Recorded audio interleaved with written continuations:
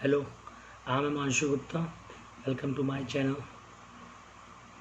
ये हमारा वीडियो है the protection of children from sexual offence act 2012। अब तक हमने चैप्टर 6 तक वीडियो बनाई हुई है जो कि आप हमारे चैनल में देख सकते हैं। अब हम चैप्टर 7 की तरफ बढ़ रहे हैं। चैप्टर 7 मीन्स विशेष न्यायालय, means special court. Special court जैसे ही आता है तो हमारे दिमाग में आती है कि बात आनी चाहिए कि स्पेशल कोर्ट का यहाँ पे नाम क्यों आया है। स्पेशल कोर्ट का नाम यहाँ पर इसलिए आया है कि जो भी इस अधिनियम के तहत कोई भी अपराध होता है और जो भी अभियुक्त है और जो भी पीड़ित को जल्द से जल्द न्याय और अभियुक्त को जल्द से जल्द दंड दिया जाए। मीन्स जो न्यायिक प्रक्रिया को फास्ट बनाने के लिए इस अधिनियम में विशेष न्यायालय का एक नया चैप्टर ऐड किया गया हुआ है।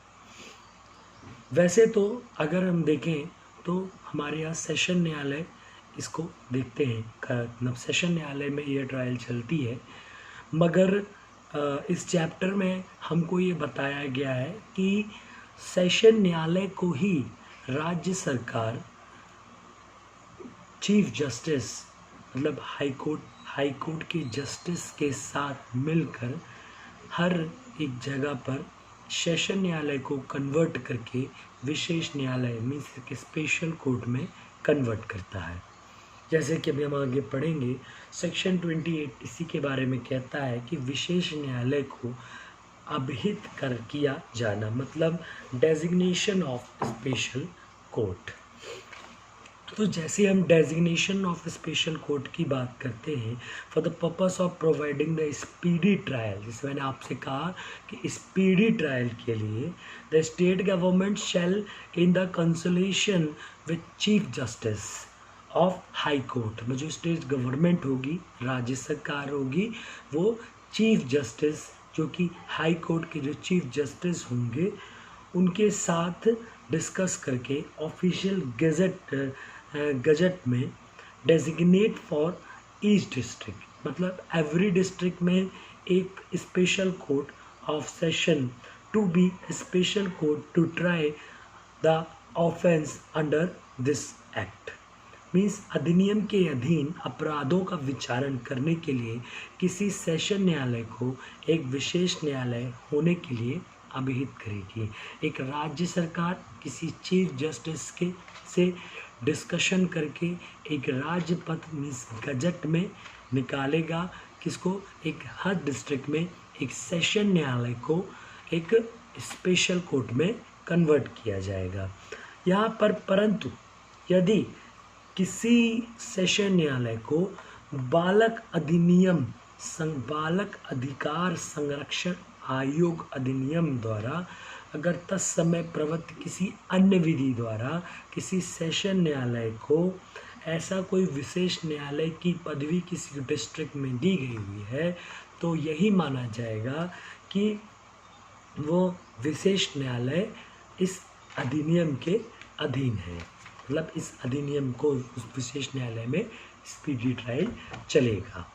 वहीं पर इस अधिनियम के अधीन किसी अपराध का विचारण करते समय कोई विशेष न्यायालय किसी ऐसे अपराध का विचारण भी कर सकेगा जिसका अभियुक्त को दंड प्रक्रिया संहिता 1973 के अधीन उसी विचारण में आरोपित किया जा सके।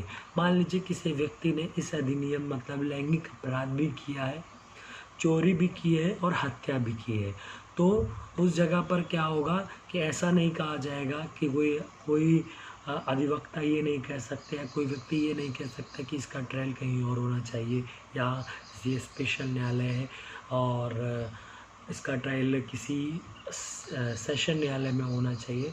नहीं, इसका ट्रायल यहीं पर होगा। क्यों होगा? क्योंकि उसको लैंगिक अपराध में के लिए दोषी पाया गया है और उसके साथ ही साथ जो उसने अन्य अपराध किया है उसका ट्रायल किसी न्यायालय में होगा। किस न्यायालय में होगा? स्पेशल कोर्ट में होगा। स्पेशल कोर्ट कैसे गठित होगा? सेशन न्यायालय से गठित होगा। कौन करेगा? राज्य सरकार chief justice of high court के साथ मिलकर गजट गजट में देकर, राजपत्रक में देकर हर डिस्ट्रिक्ट में एक सेशन न्यायालय करेगा। अगर किसी डिस्ट्रिक्ट में पहले से ही स्पेशल न्यायालय है जो कि बाल संरक्षण अधिनियम द्वारा बनाया गया है, तो उसको यही माना जाएगा कि वो इस अधिनियम के लिए बनाया गया है। वहीं पर अगर इस अधिनियम के अधीन गठित विशेष न्यायालय को सूचना प्रौद्योगिकी अधिनियम 2000 में किसी बात के होते हुए भी उस अधिनियम की धारा 67 ख के अधीन अपराधों का, जहां तक वे किसी कृत्य या व्यवहार या रीति में बालकों को चित्रित करने वाली लैंगिक प्रकटन सामग्री के प्रकाशन या पारेक्षण से संबंधित है, बालकों का ऑनलाइन दुरुपयोग सुकर बनाते हैं, तो विचारण करने की अधिकारिता होगी। किस सेशन स्पेशल न्यायालय को विचारण करने की अधिकारिता होगी यदि सूचना प्रौद्योगिकी अधिनियम 2000 में किसी बालक के ऑनलाइन दुरुपयोग सुकर बनाता है, तो उस जगह पे विचारण करने की अधिकारिता होगी। वहीं पर हम बात करते हैं section 29 presumption as to certain offences, कतिपय अपराधों के बारे में उदाहरणा। मीन्स उदाहरणा की जैसे ही बात की जाएगी तो न्यायालय हमेशा उदाहरणा करेगा। ये धारा बोलती है कि न्यायालय हमेशा उदाहरणा करेगा कि कोई सेक्शन 3, सेक्शन 5, सेक्शन 7, सेक्शन 9 से अगर कोई व्यक्ति दुष्प्रेरण या कोई अपराध या प्रयत्न करने के लिए अभियोजित किया जाता है, वहाँ विशेष न्यायालय तब तक उदाहरणा करेगा कि ऐसा व्यक्ति ने यथास्थिति वह अपराध किया है, दुष्प्रेरण किया है, उसको करने का प्रयत्न किया है, जब तक कि उसके विरुद्ध साबित नहीं किया जाता।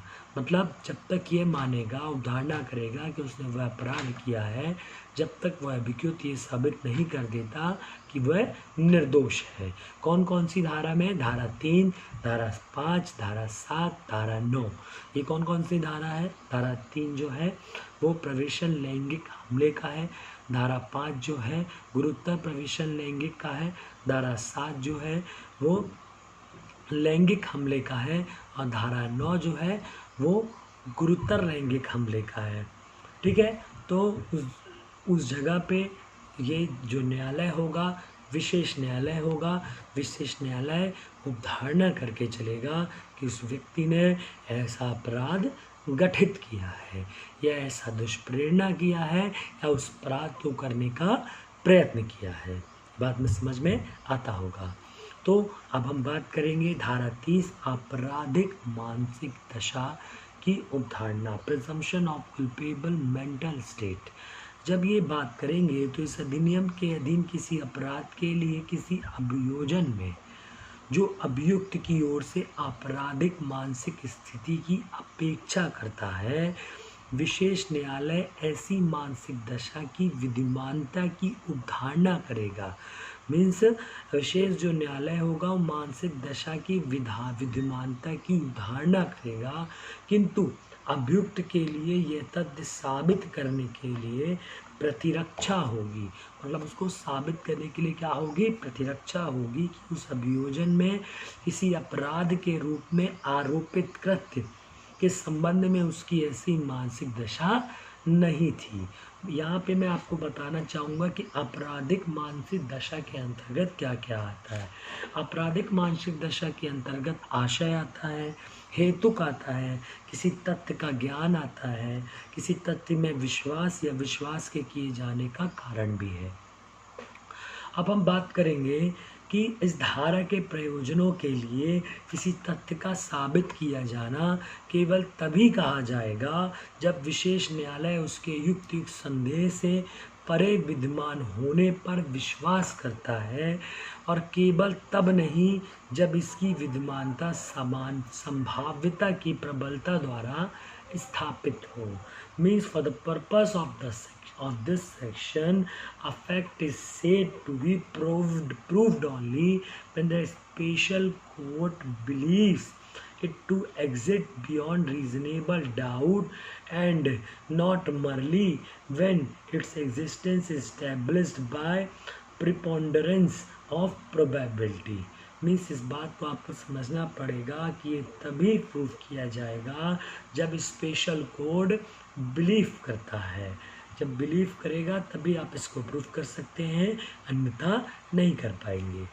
अब हम बात करेंगे सेक्शन 31 विशेष न्यायालय के समक्ष कार्यवाहियों को दंड प्रक्रिया संहिता 1973 का लागू होना। इस अधिनियम में अन्यथा प्रतिबंधित के सिवाय दंड प्रक्रिया संहिता 1973 के उपबंध, जमानत और प्रबंधन विषयक उपबंधों सहित किसी विशेष न्यायालय के समक्ष कार्यवाही को लागू होंगे और उक्त उपबंधों के प्रयोजनों के लिए विशेष न्यायालय को सेशन न्यायालय समझा जाएगा तथा विशेष न्यायालय के समक्ष अभियोजन का संचालन करने वाले व्यक्ति को लोक अभियोजक समझा जाएगा। यहाँ पे इस धारा को बताया गया कि विशेष न्यायालय के समक्ष कार्रवाइयों को दंड, अगर कोई विशेष न्यायालय के सामने अगर कोई ऐसी कार्रवाई आती है जिसमें बंधन पत्र या जमानत, तो उसको उस समय पे सेशन न्यायालय में कन्वर्ट कर दिया जाएगा और सेशन न्यायालय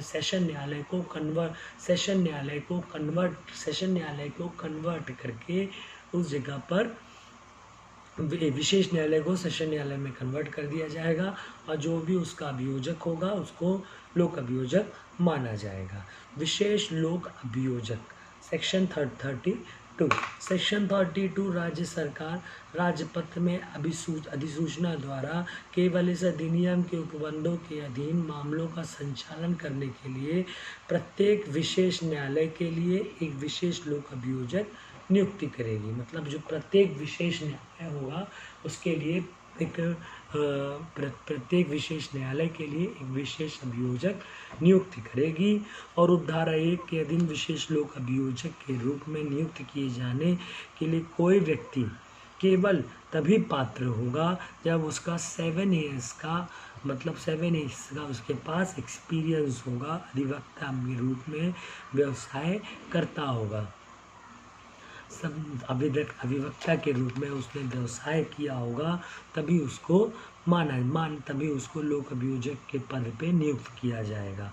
इस धारा के अधीन विशेष लोक अभियोजक के रूप में नियुक्त प्रत्येक व्यक्ति दंड प्रक्रिया संहिता 1977 की धारा 2 जो उसमें दिया गया है वही लोक अभियोजक की जो उसमें परिभाषा दी गई है, जो उसको समझा गया है, वही माना जाएगा। यहाँ पे हमारा चैप्टर 7 कंप्लीट होता है और अब हम चैप्टर 8 की बात करेंगे जो कि हमारे नेक्स्ट वीडियो में होगा। Thank you.